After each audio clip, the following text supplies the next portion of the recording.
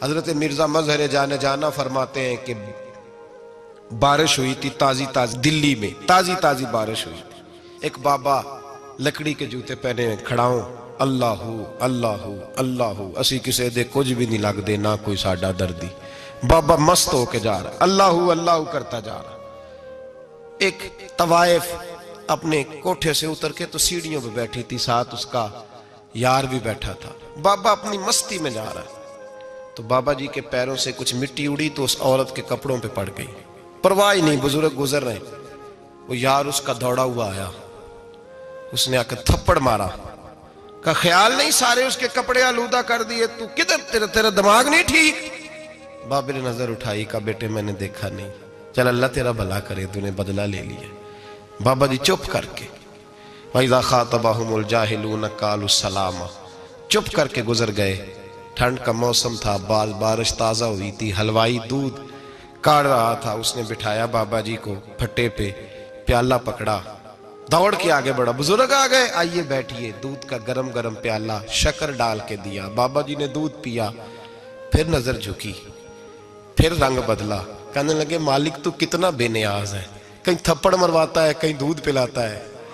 तेरी बेनियाजी है ना, उधर थप्पड़ मरवाया, यहाँ दूध पिलाया, तू ही जानता है तेरे रंग क्या है। अभी बाबा वहीं बैठा था, दौड़े आए, पीछे से लोग, शोर हुआ। बाबे को दबोच के वहां ले गए जहां उस नौजवान ने थप्पड़ मारा था। कहा तू अल्लाह का बंदा है, अल्लाह के बंदे बद्दुआ तो नहीं देते। हुआ क्या? कहा तूने बद्दुआ दी है? कहा नहीं दी, बात बताओ। कहने लगे उसने तुझे थप्पड़ मारा, छत पे चढ़ा है, पैर फिसला है, गर्दन के बल गिरा, मनका टूट गया, मर गया है, तूने बद्दुआ दी है। बाबा जी कहने लगे यार मैंने तो दूसरा लफ्ज भी नहीं कहा, भला हो कह के गुजरा हूं, मैंने नहीं बद्दुआ दी। का तूने दी है तभी तो मर गया। कहा नहीं दी। का बाबा तू बुजुर्ग आदमी है, सच बोल। तो बाबा जी कहने लगे सच सुनो। फिर मैं आ रहा था, मेरे पैरों से मिट्टी उड़ी, इसके यार के कपड़ों पे पड़ी, इसे बुरा लगा, इसने मुझे मारा। जब इसने मुझे मारा तो मैं कोई लवारस तो नहीं था, जब इसने मुझे मारा तो मैं कोई लवारस तो नहीं था। मुझे दुश्मनों न छेड़ो, मेरा है कोई जहां में, मैं अभी पुकार लूंगा, नहीं दूर है मदीना। इसने मुझे मारा तो मैं कोई लवारस था कि मेरा बदला कोई ना लेता। इसने मुझे मारा है तो मेरे यार को बुरा लगा तो उसने इसे मार दिया है, मेरी तो गलती कोई नहीं, यारों यारों का झगड़ा है, ये तो दोस्तों का झगड़ा है, ये तो यारों का झगड़ा है, कोई गलती नहीं मेरी, कोई गलती नहीं। खश खश जिन्ना कदर नहीं मेरा, ये मेरे साहब नू वडियाइयां, मैं ते गलियां दा रूड़ा कूड़ा, मैं गलियां दा रूड़ा कूड़ा, मैनू महल चढ़ाया है साइया, मैनू महल चढ़ाया है साइया। फरमाया इसने मुझे लवारस समझा था कि थप्पड़ मार के गुजर जाए, मेरा को पूछेगा ही नहीं। मेरे रसूल पाक अलैहिस्सलाम के बारे में रब फरमाते हैं अभी मैं तो तेरे हो तो वे काफिर को सजा नहीं देता कि तू मौजूद है। याद रखें, हजरत फुज़ैल बिन अय्याज़ फरमाते हैं एक जवान था, मस्जिद में आया, लोगों से कहने लगा रोटी खिलाओ, किसी ने तवज्जो ना की। उसने कहा मैं रब रब बताने वाला हूं, मेरी तरफ देखो तो सही। किसी शख्स ने ख्याल ही ना किया। फिर उसने कहा यार थोड़ा सोचो, नमाजियों से कहा, अहले इलाका से कहा, उन्होंने कहा तेरी तरह के बड़े दरवेश देखे। मस्जिद के मेहराब में वो रब करीम का बंदा इंतकाल कर गया। जब फौत हो गया ना, लोगों का मिजाज है, बीमार को दवाई नहीं देते, जनाजे पे वक्त पे पहुंच जाते। जब कोई गिर रहा होता है तो सहारा कोई नहीं देता, जब कोई गिर जाता है, टांग टूट जाती है तो तीमारदारी को जमाना पहुंच जाता है। और बुजुर्ग वो नौजवान अल्लाह का नेक बंदा मस्जिद के मेहराब में फौत हो गया। हजरत फुज़ैल इब्न अय्याज़ कहते हैं इमाम साहब ने ऐलान किया चंदा दो, कोई लावारिस फौत हो गया, कफन देना। चंदा इकट्ठा हुआ, कफन खरीदा, जनाजा पड़ा, इशा के बाद दफन करके आए। फजर की नमाज के लिए जब इमाम और मुअज्जिन मस्जिद में आए तो चीखे मारने लगे, तड़पने लगे, दूर दूर तक आवाजें फैल गई, दुनिया दौड़ी आई। क्या हुआ? कहने लगे वो जो तुमने कफन पहनाया था वो यहां पड़ा हुआ है, और देखो कफन पे तहरीर लिखी है। तहरीर क्या है? अर्श के मालिक ने फरमाया मेरे दोस्त ने रोटी मांगी, तुमने दी नहीं, उसने तुम्हें मेरे करीब करने के लिए अपनी तरफ तवज्जो कराई, तुमने की नहीं, और मेरा यार तुम्हारे कफन का मोहताज था, संभाल के रखो अपना कफन, मैंने उसे जन्नत का लिबास अता फरमा दिया, संभाल के रखो। ये कोई लावारिसों का टोला है? याद रखें, जो वारिस वाले हैं, वारिस वाले, उनका रंग और है, जो मानने वाले हैं उनका मिजाज और है। अपनी जिंदगी लवारसों की तरह नहीं गुजारे, थोड़ा सा इधर गया था तो फिर थोड़ा सा इधर गया था तो थोड़ा सा, ये क्या बात हुई, ये क्या बात हुई। अपने आप को, अपनी निस्बत को, अपने अकीदे को मजबूत रखें। 1 इंच के लिए आला हजरत फाजिल बरेलवी रहमतुल्लाह अलैह के मकान की दीवार गिर गई। एक कोना मकान का, आप जानते हैं पुरानी दीवारें छोटी होती थी और बारिशों में अक्सर घरों की दीवारें गिरी हुई होती थी। एक साइड की दीवार गिर गई तो उस कोने में हिंदुओं का घर था। अब मिस्त्री साहब रात को आए, उनसे बात हुई तो कहने लगे सवेरे काम शुरू करूंगा। कहा 1-2 साहब ने कि हिंदुओं का घर साथ है और वो दुश्मन भी बड़े ज्यादा है, तो रात को ही हो जाए। कहने लगा जी नहीं, मेरी मजबूरी है, मजदूर कहां से लाऊंगा, बड़े मामलात है, सवेरे शुरू होगी। अब रात को मौलाना जफरुद्दीन बिहारी अलैहि रहमा कहते हैं बच्चे मदरसे के, बाकी सारे लोग, सबको जमा किया गया, चूंकि उस तरफ से थोड़ा खतरा था हिंदुओं की जानिब से। कहा जनाब ये बड़े दुश्मन है इस्लाम के, तो इस तरह करो, इस तरह करो कि 2-3 बच्चों की ड्यूटी लगाएं या कुछ लोगों की यहां रात को पहरा दिया जाए। ठंड भी बड़ी ज्यादा थी, खड़ा होना भी मुश्किल था। आला हजरत रहमतुल्लाह अलैह शाह की नमाज के बाद जल्दी उजरा खास में तशरीफ ले जाते थे। उस रात जब देखा ना बाहर शोर हो रहा है तो उसी तरह सर पे एक रुमाल लपेटा तो बाहर आ गए। कहने लगे क्या शोर है? का हुजूर सर्दी जरा ज्यादा है तो यहाँ किसी की ड्यूटी लगानी है पहरे की। 2 मिनट खामोश रहे, फिर फरमाने लगे कोई जरूरत नहीं, जाओ सो जाओ सारे जाके, कोई जरूरत नहीं, जाओ अपने अपने घरों को, कोई आदत नहीं, पहुंच जाओ। कहा हुजूर मेहरबानी करे, वो तय होने लगा था। फरमाया मेरी वजह से क्यों कोई सारी रात बेदार रहे, जाओ तुम्हें कहा ना आराम करो। लोग सो गए। सुबह फजर की नमाज पढ़ के आला हजरत रहमतुल्लाह ताला अलैह जब सीढ़ियां उतर रहे थे रजा मस्जिद की, तो वो जिस हिंदू की जानिब से ज्यादा खतरा था वो सीढ़ियों पे बैठा था, मस्जिद की सीढ़ियों पे।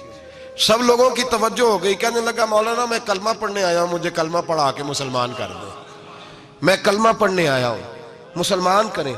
लोगों की तवज्जो। आला फरमाने लगे नहीं अभी तो इंतजार कर, थोड़ी देर के, अच्छी तरह सोच ले, जज्बाती फैसला ना कर कि तू आ रहा है। ये कह के जब 2 सीढ़ियां नीचे उतरे उसके पास से तो उसने पैर थाम लिए। कहने लगा अब ऐसे तो ना करो, रोने लगा। आला हजरत रहमतुल्लाह ने कलमा पढ़ाया, कुछ बातों की नसीहत फरमाई, तशरीफ ले गए। घेरने वाले घेर के बैठ गए। कहने लगे हमें भी बता बदला कैसे है। कहने लगा दीवार गिर गई, आधी रात के वक्त, आधी रात तक इंतजार करता रहा, पहरेदार कोई नहीं, तो 2 तलवारें लेकर जब मैं इनके मकान की जानिब बढ़ा, मैंने कहा आज गर्दन काटूंगा और काट करके निकलूंगा। कहता है जब मैं करीब आया तो 2 शेर खड़े थे, ऊपर से पलट के आया तो फिर खड़े थे, इधर से पलट के आया तो फिर खड़े थे। फरमाते हैं मैं 2 घंटे के बाद आया तो फिर पलट के खड़े थे, मैं फिर 1 घंटे के बाद आया, शहरी का वक्त हो गया तो फिर पलट के खड़े थे। अब मैं डर के भागा। कहते हैं फाजिल बरेलवी ने अपनी खिड़की से मुंह बाहर निकाला। कहने लगे और कितना तजर्बा करेगा, मुझे तू लावारिस समझता है? लावारिस हूं मैं, और कितना तजर्बा करेगा, बस कर, मान जा। मैंने कहा हुजूर ये कौन है, मुझे बताइए तो सही ये कौन है। तो कहने लगे मैंने सारी जिंदगी रसूलुल्लाह की अजमत का दिफा किया है, सारी जिंदगी गौसे आजम के नारे लगाए हैं। अभी तो ये मदद सिर्फ गौस पाक जैलानी की भेजी हुई है, अभी तो गौसे आजम की भेजी हुई मदद है। मौला अली अभी पीछे हैं, 2 जहां के महबूब अभी इससे पीछे हैं, वो तो अभी पीछे हैं, पीछे खड़े हैं कि जरूरत पड़ी तो हम भी तैयार बैठे हैं। ओ भाई आज रिवाज हो गया, रिवाज। मैंने 2-4 दिन पहले भी कहा था, लोग कहते हैं नहीं कोई नहीं जरूरत, सामने सारा कुछ नजर आ रहा है। ओ खुदा के बंदो याद रखो, निस्बत है बड़ी चीज, जाने तगो दो में। अगर किसी को निस्बत मुयस्सर आ गई ना, निस्बत, खाली दामन ही मिल गया, तेरे हाथ में कुछ है तो होनी चाहिए ना, खाली दामन ही तुझे किसी का मुयस्सर आ गया तो तू बच गया। अपनी निस्बतों की हिफाजत करें, इनको मजबूत करें, इन पर मेहनत करें, इन पर तवज्जो रखें। ये निस्बत जो होती है ना, निस्बत, ये देखे ना, एक गत्ता है वो आम किताब को लगा हुआ है तो जहां मर्जी रख दो, उसकी कोई कदर नहीं। लेकिन जो गत्ता कुरान मजीद को लग गया है उसको बगैर वजू छूना जायज है। एक पट्टे पे ईंट बनी है जो बाथरूम में लग गई, वहां बगैर जूते के जाया नहीं जा सकता, और जो मस्जिद में लग गई वहां जूते पहन के जाया नहीं जा सकता। ये निस्बत है बड़ी चीज। अगर मुयस्सर आए, नसीब हो, अपनी निस्बत को मजबूत करके रखा करें, इसकी ज्वलानी का मुजाहरा किया करें। इस निस्बत में रोज तवानाई आनी चाहिए। मैं आपको बड़ी जिम्मेदारी के साथ एक बात बताता हूं तजर्बे की। हमें जितना किसी ने आके कहा है ना निस्बत के खिलाफ, हमारी निस्बत उससे ज्यादा मजबूत हुई है। हमें जितना किसी ने आके कहा है ना जी आपको क्या मिला, आपको क्या मिला, तो हमने उतना कहा यार जैसे जैसे तो कहता जाता है हमारी तो निस्बत में इजाफा होता जाता है, हमारा तो मिजाज बदलता जाता है। रोज एक नया पर्दा खुलता है, रोज एक नया रंग वाजे होता है, रोज एक नई तवानाई। अभी थोड़े दिन की बात है, एक मौलाना शरफुद्दीन साहब है, मुफ्ती साहब, मेरे हजरत साहब के मुरीद हुए। मुफ्ती थे, आलिम आदमी थे, सरकार ताजु शरिया, हमारे शेख से बैत की। अब हमारे हजरत साहब का इस वक्त हाल वही है, वराई तन्ना सयदखुलून फी दीनिल्लाहि अफवाजा। अब फौजों की फौजें लोग आते हैं। हमने देखा है सिर्फ खाली मुरीद होने वाले बाहर सैकड़ों की तादाद में हजारों लोग बैठे हैं कि सिर्फ बैत इतना कह दे हमने कबूल किया। इस आलम में जहाँ हजरत साहब का ऐलान हो जाए कि तशरीफ लाने वाला लाखों का मजमा जमा हो जाता है और एक झलक देखने को लोग तरसते रहते हैं। ये कैफियत हमने देखी। वो दौर गुजर गया, कभी ऐसा भी होता था एक मैं होता था, एक तू होता था, और तीसरी तन्हाई होती थी। वो दौर बीत जाता है, वो लम्हे किसी किसी को नसीब आते हैं। हजरत का वो मौलाना शरफुद्दीन साहब कहते हैं मुरीद हुआ, तो मुरीद हुआ मजमे में रस्सी हजरत फेंकते हैं या चादर फेंकते हैं तो पकड़ के मुरीद हुआ, तो साथ साथ और चादरें बांधी थी, लोगों ने पकड़ी हुई थी। एक मौलाना, मैं जब बैत होके आया उनको बताया तो मुझे कहने लगे यार तो ऐसी जगह मुरीद हो गया जो तेरी बात भी ना सुन सके, जिनको तो दुखड़ा भी ना सुना सके, जो मसरूफ ही बड़े रहते हैं, कहाँ मुरीद हो गया। तो ऐसे पीर का बैत होता जहां तू जाता वो तेरे पास आते, गुफ्तगू होती, बातचीत होती। कहते जब उन्होंने मुझे बहुत ज्यादा कायल किया ना, बहुत ज्यादा, तो मैंने इरादा कर लिया, मैंने कहा बात ठीक है, बैत कहीं और होना चाहिए था। कहते मैं इशा के बाद सोया तो हजरत साहब मुझे ख्वाब में मिले, ख्वाब में, और फरमाने लगे मौलाना जब आप मुरीद हुए थे तो आप इस जानिब बैठे थे, इस कोने में आप थे, इतने लोग आपसे पहले थे, इस हाल में आप मुरीद हुए थे, और जहां तक बातचीत करने की बात है तो आपने जो दिल में सोचा था वो मैंने आके आपको बता दिया है। फिर भी बड़ी जरूरत हो तो मेरे साहबजादे का नंबर ले लें और फोन कर लिया करें, बात हो जाया करेगी। कहते हैं ये अभी बात हो ही रही थी कि मेरे दरवाजे पे दस्तक हुई तो मेरी आंख खुल गई, मेरी आंख खुली तो मैं परेशान हूं कि नंबर तो मिला नहीं।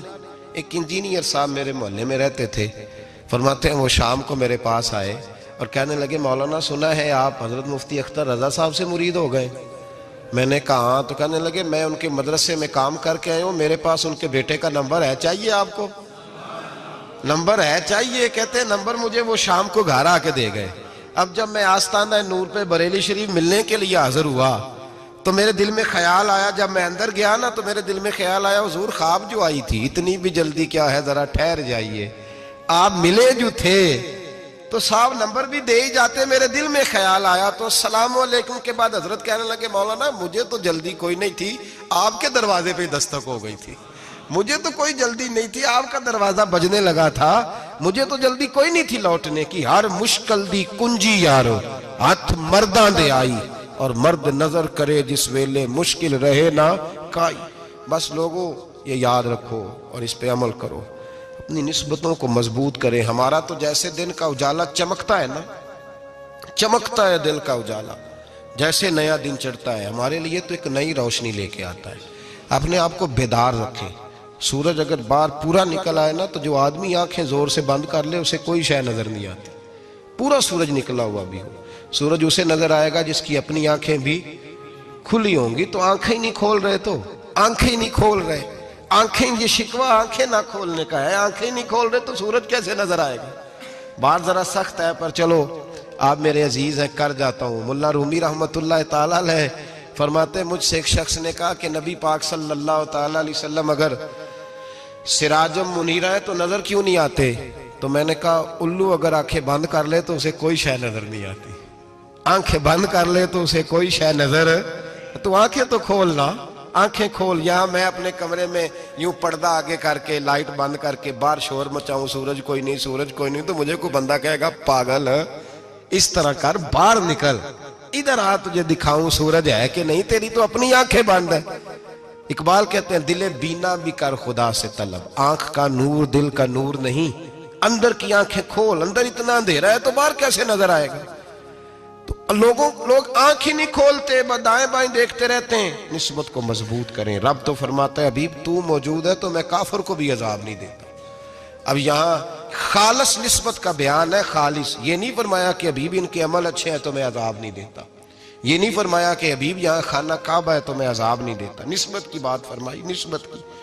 ये नहीं फरमाया कि हबीब यहाँ रोज तवाफ होता है तो अजाब नहीं देता, यहाँ तिलावत होती है तो फरमाया हबीब तू है इसलिए मैं इन्हें अजाब। मदीने में कभी जलजला नहीं आया, पता है आपको? इसलिए नहीं आया कि वहां मेरे मुस्तफा का गुंबद खजरा है।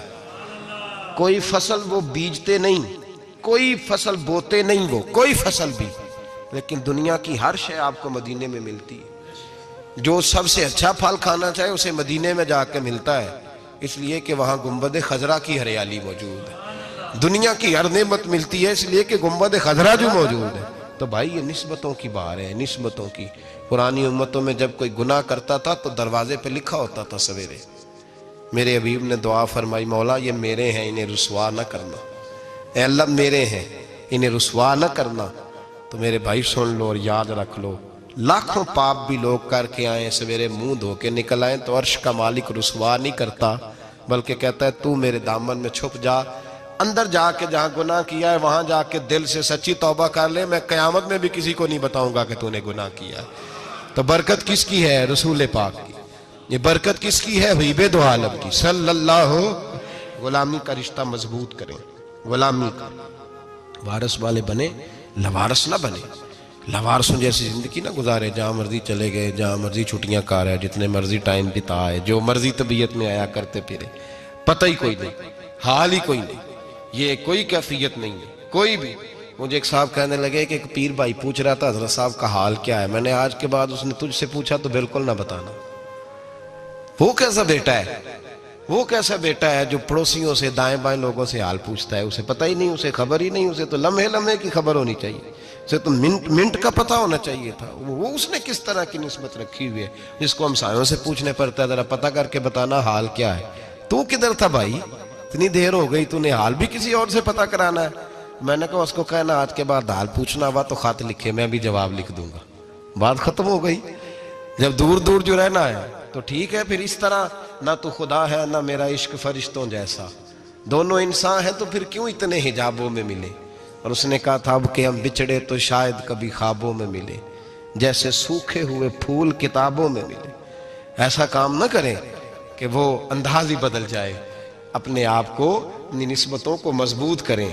अल्लाह तबारक व तआला से दुआ और इल्तिजा है कि अल्लाह करीम हमें निस्बतों की मजबूती अता फरमाए, और अल्लाह तबारक व तआला हमें ये तौफीक दे कि हम समझ जाएं इस बात को कि असल बात है क्या, और असल की मजबूती कितनी ज़रूरी है, असल तक पहुंचना कितना ज़रूरी है। और ये भी याद रखें, अम्मा जब नाराज़ होती है ना, जब अम्मा नाराज़ होती है तो कहती है बस निकल जाते, फटाफट निकल जाए, दौड़ जा, कोई ताल्लुक नहीं। अब्बा भी कहता है आज आया तो टांगे तोड़ दूंगा, हाल ही कोई नहीं।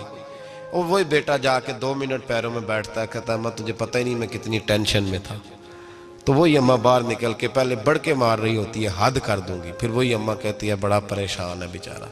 ये कैफियत है, अपने आप को सही करें, अपनी निस्बतों को मजबूत करें, अहकामात पे अमल करें, महबूब की गुलामी तगड़ी करें।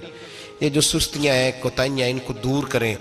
जिंदगी का लुत्फ आता ही तब है जब आप पूरे तौर पर अपने आप को चाको चौबंद करते हैं। अगर थोड़ा कर लिया, थोड़ा छोड़ दिया, 1 पढ़ ली, 3 रह गई, 3 पढ़ ली, 2 रह गई, ये लुत्फ नहीं है, ये जायका नहीं है। अपने आप को मजबूत करें और पूरा मजबूत करें, पूरी अपने अंदर जो है वो जौलानी निस्बत की पैदा करें। बस ये दुआ करें अल्लाह जब तक जिंदा रखे गुलामी में रखे, और मारे तो गुलामों जैसी मौत अता फरमाए।